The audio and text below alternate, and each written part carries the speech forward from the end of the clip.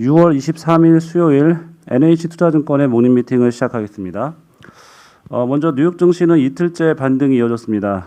다우지수가 0.2%, S&P 500은 0.51% 올랐고 나스닥은 0.79% 상승했습니다. 나스닥은 사상 최고치를 경신했습니다. 파월 연준 의장이 인플레이션 속도는 감소하고 몇 달 내에 고용 증가는 회복할 것이라는 기존 입장을 반복한 것이 기술주를 중심으로 투자 심리에 긍정적으로 작용했습니다. 미국채 10년물 금리는 1.47%로 소폭 하락했습니다. 마이크로소프트와 애플, 페이스북, 아마존의 주가가 1에서 2%대 상승률을 보였습니다. 섹터별로는 부동산과 유틸리티를 제외한 전 섹터가 올랐는데 자유소비재가 1%대 상승했습니다. 비트코인 가격은 한때 3만 달러가 붕괴되기도 했으나 반발 매수가 유입되며 3만 2천 달러대를 회복했습니다. 네, 오늘 자료 발표는 주식 전략, 해외 주식, 산업기업 순으로 발표하겠습니다. 먼저 주식 전략의 지금 중국은 자료입니다. 박인금 연구원. 이번 주 지금 중국은 말씀드리겠습니다. 중국 6.18 쇼핑 페스티벌 관련 내용입니다. 해당 쇼핑 페스티벌은 온라인 쇼핑 기업 찡동의 창립일인 6월 18일을 기념해 시작된 행사입니다. 이 행사에는 티머, 타오바오, 수닝, 핀도더 등 다른 업체들도 참여하고 있고 보통 매년 6월 1일부터 18일까지 진행됩니다. 올해 쇼핑 페스티벌 기간 동안 찡동의 매출 규모는 3,400억 원 정도로 전년 대비 28% 증가했습니다. 거래 규모로 큰 업체는 티몰, 찡동, 핀도더 순이었고 폰모별로는 가전제품, 핸드폰과 통신기기, 의류 등이 상위를 차지했습니다. 올해 쇼핑 페스티벌의 주요 특징은 우선 중국 로컬 브랜드의 굴기입니다. 찡동에서 매출액이 1억 위안을 상회한 236개 브랜드 중에 73%가 중국산 브랜드였습니다. 두 번째로 신예 브랜드의 활약입니다. 그동안 6.18 쇼핑 페스티벌은 일종의 쌓여있는 재고를 소진하는 행사였으나 올해는 신제품의 참여도가 높아졌습니다. 세 번째로 고가 제품의 선방입니다. 대부분 럭셔리 브랜드 판매는 고성장했고 고가 노트북, 아이폰 등의 거래에도 양호했습니다. 반면 중저가 제품의 소비 데이터는 판매가 부진해 자세히 공개되지 않았습니다. 네 번째로 신규 채널인 라이브 방송의 폭발적인 성장입니다. 티모과 찡동은 유명 인플루언서, 연예인, 회사 CEO가 직접 참여하는 라이브 방송을 고수했고 라이브 방송을 통해 달성한 총 거래액은 전체의 11%를 차지했습니다. 마지막으로 ESG 중에 E에 대해 처음으로 언급했습니다. 올해 6.18 기간 티모과 타오바오 주문당 탄소 배출량은 전년 대비 18% 감소했습니다. 올해 중국 5월까지 전자상 거래 소매 판매액은 전년 대비 20% 증가했습니다. 또한 전년도 양호한 판매 결과로 상대적으로 기저가 높았음에도 불구하고 올해 6.18 페스티벌의 성적은 양호한 업황을 방증했습니다. 이번 행사를 통해서 주요 전자상 거래 업체 핵심 사업 부분의 이익 창출 능력이 검증되었습니다. 정부의 반도점 규제 이슈가 아직 진행 중이지만 집중 단속 기간이 3분기에 피크를 지날 것으로 예상됩니다. 현 시점은 전자상 거래 업체에 대한 저가 매수 기회로 판단됩니다. 이상입니다. 네, 그 전자상 거래 관련된 기업들 주가가 그렇게 좋았던 것 같지는 않은데 주가 흐름에 대한 좀 말씀 좀 해주시고 그다음에 집중 단속 기간이 3분기 피크 지날 거라고 보셨는데 그 이유가 뭔지 좀 같이 말씀 좀 해주세요. 그 한국산 제품 중에서 좀 뭐 특징적인 제품이 있었다면 뭐 그런 부분들도 같이 좀 설명 좀 부탁드리겠습니다. 네. 우선 전자상 거래 업체들로 봤을 때는 정부의 반독점 규제 이슈가 나오고 나서 한번 주가 좀 많이 하락했던 알리바바 타깃으로 우선 정책이 나오고 나서 좀 전자상 거래 기업이 좀 하락했던 모습이 보여졌고 그 이후에 소폭 반등했다가 재차 메이투안 댐핑, 핀도더까지 이런 중국의 반도점 규제 정책 자체는 이 알리바바 겨냥한 게 아니라 전체 전자상 업체 이런 업황에 대해서 조금 단속하겠다 이런 뉘앙스로 확인되면서 한 번 더 추가 하락해서 좀 지지부진한 흐름입니다. 그래서 이게 3분기 좀 통과할 것으로 보는 이유는 우선 중국 내부에서 그런 얘기 좀 많이 돌고 있는 상황이고요. 이게 명시의 문서에 나오는 상황은 아닙니다. 근데 이게 반도체 규제 자체는 작년 연말부터 지금까지 꾸준히 진행해 왔거든요. 그래서 이런 기업이 한둘씩 소관 조사하면서 이렇게 뭐 벌금도 부여하고 있고, 그래서 꾸준히 나오고 있지만 더 이상 이 강도가 더 세지기는 좀 쉽지 않고, 그래서 현지에서 판단하고 있는 얘기는 한 3분기에 좀 피크를 되지 않겠느냐 이렇게 되고 있고, 그래서 이런 기업들이 중장기 성장세로 판단했을 때는 현재 주가 수준이 상당히 조금 저가 매수 기회로 판단할 수 있는 거 아닌가 이렇게 생각합니다. 두 번째 질문 주신 이런 한국 제품 관련해서는 자세히 이게 모든 품목별로 발표되지 않아서 정확히 보지 못했지만 LG 종의 후에 대한 이런 판매가 좀 호조해서 성장 많이 했었다 이런 중국 뉴스를 봤거든요. 그래서 품목별로 모든 거 발표되지 않아서 한국 제품은 아마 화장품 중에 후는 제가 좀 봤던 거 기억나고 다른 거는 아마 추가적으로 세부에 조금 더 확인해야 되지 않나 이렇게 생각합니다. 네, 이상입니다. 네, 이어서 해외 주식 하이엔로 발표해 주세요. 장재영 연구원입니다. 예, 지난 2주간 미국, 중국, 일본 대표 지수는 모두 하락하면서 마감했습니다. 미국은 경기 소비재, 정보기술, 헬스케어를 제외한 모든 섹터가 약세를 보였고 특히 경기 민감 섹터가 낙폭을 확대하며 S&P 500 지수가 1.5% 하락했습니다.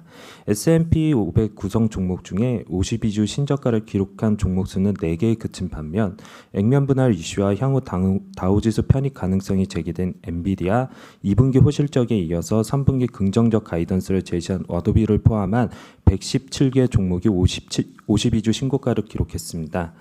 향후 미국 시장은 실적 가시성이 높은 빅테크 종목 강세가 이어질 것으로 예상됩니다. 중국은 미중 갈등 심화와 가파른 강세를 보이던 위안화가 주춤하면서 상해 종합지수가 1.9% 하락했습니다. 다만 반도체 경기 호황과 화웨이의 새로운 운영체제인 홍콩 OS2에 대한 관심 확대로 정보기술 섹터가 시장 대비 큰 폭의 초과 수익을 보였습니다. CSI 300 구성 종목 중 1분기 호실적 발표 및 유가 강세에 힘입어서 페트로차이나를 포함한 22개 종목이 신고가를 기록한 반면 중국 정책 당국의 사설교육 기업에 대한 규제 강화로 주가 조정을 받은 중국 교육가기를 포함한 25개 종목은 신저가를 기록했습니다. 최근 중국 정부의 바람과 비축물자 매각 계획 발표로 금속 가격이 조정을 받고 있어 미드스트림 제조업에 속한 기업들의 수익성이 점차 개선될 것으로 보입니다. 마지막으로 일본 같은 경우는 경기 민감 섹터의 차익 실현 영향으로 토픽스 지수가 0.6% 하락했지만 미국 바이오젠과 공동 개발한 알츠하이머 치료제 FDA 승인 소식에 에자이 주가가 급등하며 헬스케어 섹터가 크게 상승했습니다. 토픽스 500 중에는 니폰 유센, DMG 모리, 조조를 포함한 76개 종목이 신고가를 기록했습니다. 일본은 백신 접종이 예상보다 빠르게 진행되고 있어 소비 심리 개선 등으로 경기 소비재와 부동산 섹터가 강세를 보일 것으로 예상됩니다. 한국인 투자자가 가장 많이 순매수한 미국 종목은 에어비앤비였고 그 밖에 메타버스 대장주인 로블록스와 빅테크 관련주 그리고 대표 민주식인 게임스탑 등이 순매수 종목 상위에 올랐습니다. 중국 및 홍콩 종목 중에서는 인터넷 반독점 규제 강화 우려로 고점 대비 34% 하락한 중국 최대 전자상거래 기업인 알리바바, 그리고 일본에서는 야오제펜과 라인의 합병 기업인 제트홀딩스가 한국인 투자자가 가장 많이 순매수한 것으로 나타났습니다. 이상입니다. 바이오 산업 발표하겠습니다. 박병국 연구원. 네, 안녕하세요. 박병국입니다. 현재 코비드-19 델타 변이가 확산이 된다라고 해서 어제 그제 진단 기업들 주식이 이제 좀 변동성이 있었는데요. 일단 팩트 위주로 좀 말씀드리도록 하겠습니다. 첫 번째 주제 보시면은 지금 코비드-19 델타 변이가 6월 20일 기준으로 최근 4주 확진자 비율에서 영국이 이제 86.4%로 이제 대부분이 델타 변이라고 보시면 될 것 같고요. 그리고 미국 같은 경우에는 10.1%에 지금 달하고 있는데 앞으로 미국에서 델타 변이가 아마 주요 코비드-19 바이러스가 될 것이다라고 전망을 하고 있습니다. 현재 WHO가 전염력이나 아니면 증상의 정도가 높거나 그리고 백신의 효과가 떨어지는 변이를 우려 변이로 지금 정의를 했으며 그리고 알파 변이, 델타 변이가 여기에 포함이 된다라고 보시면 될 것 같습니다. 그 중에서도 델타 변이가 기존의 변이보다 전염력이 40% 이상 높다라고 하면서 좀 우려가 커지고 있는데요. 특히 영국 같은 경우에 지금 일주일 평균 1일 확진자가 5월 23일 기준으로 1,700명이었으나 6월 20일 기준으로 9,000명으로 급증했다라고 보시면 될 것 같습니다. 여기에 대해서 원인으로 지금 주목이 되고 있는 게 델타 변이 확산이 있고요. 그리고 투약된 백신의 종류에 대해서도 언급이 되고 있습니다. 그리고 마지막으로 영국 같은 경우에는 좀 일찌감치 집단 면역이 형성됐다라고 얘기를 하면서 방역 정책을 좀 많이 풀어줬는데 그 원인까지도 좀 거론이 되고 있습니다. 근데 지금 아스트라제네카 백신이 영국 기업이기 때문에 영국의 아스트라제네카 백신 투약률이 높을 것이다. 라는 시각이 있습니다. 실제로도 그럴 가능성은 좀 큰데 관련된 정확한 데이터는 일단 없다라고 보시면 될 것 같고요. 그리고 지금 델타 변이의 효과가 나와 있는 게 파이자 백신이랑 아스트라제네카 백신인데요. 여기에 완전 투약 기준으로 지금 예방 효과가 각각 79% 그리고 60% 이렇게 줄어드는 상황은 맞습니다. 그래서 아스트라제네카 백신의 낮은 효과가 아마 영국의 확진자 급증에 영향을 미쳤다라고 우려가 존재하고 있는데요. 그 외 국가 같은 경우에는 미국이 아스트라제네카 백신 투약 비율이 0%고요. 그리고 독일은 16%, 프랑스 13%, 그리고 한국은 62% 수준이라고 보시면 될 것 같습니다. 다만 저는 이 델타 변이가 지금 문제가 되고 있는 게 방역 정책이나 이런 부분까지 좀 역겹기 때문에 이게 전염력이 높은 상황으로서 지금 좀 영국이 증가하고 있는데 그래도 세 번째 문단 보시면 현재까지는 전 세계 일주일 평균 1일 확진자가 지금 감소세를 유지하고 있고요. 그리고 백신 투약률이 높은 이런 선진국 국가 중에서 감소세에 있다가 상승세로 전환한 국가는 영국밖에 없습니다.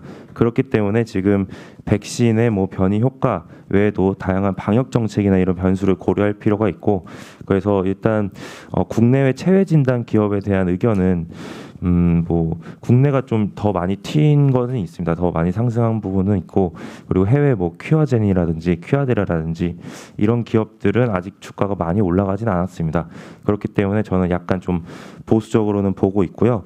그리고 두 번째 주제 큐어백 임상 3상에 대해서 간단하게 말씀드리면 일단 중간 결과가 47% 예방 효과밖에 나오지 않아서 주가가 거의 절반 수준에 가까이 떨어졌는데요.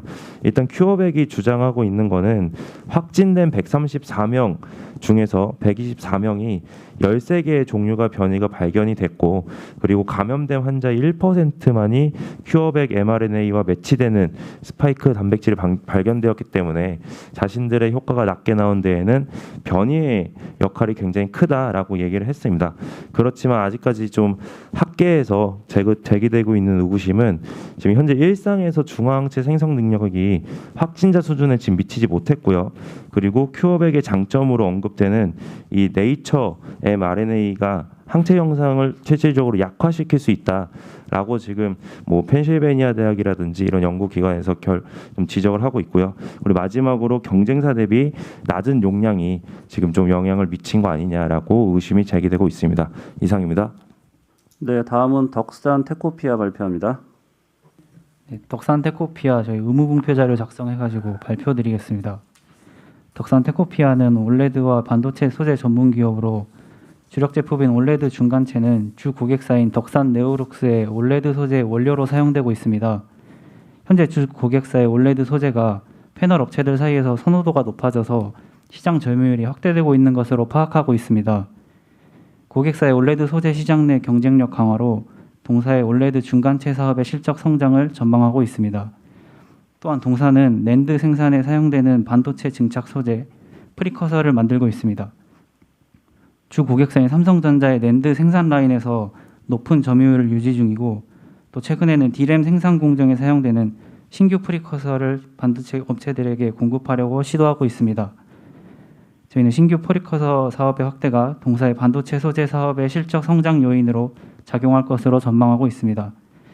올레드 소재 시장은 높은 시장 진입 장벽으로 신규 소재 업체가 등장하기 어렵고 또 올레드 패널 기업 증가에 따라서 소재 출하량 확대가 예상되고 있습니다. 올레드 시장 내에서 고객사의 영향력은 지속 강화될 것으로 전망하고 있어서 동사의 올레드 중간체 사업은 구조적 성장을 지속할 것으로 예상합니다. 이상입니다. 네, 이상으로 모닝 미팅 마치겠습니다.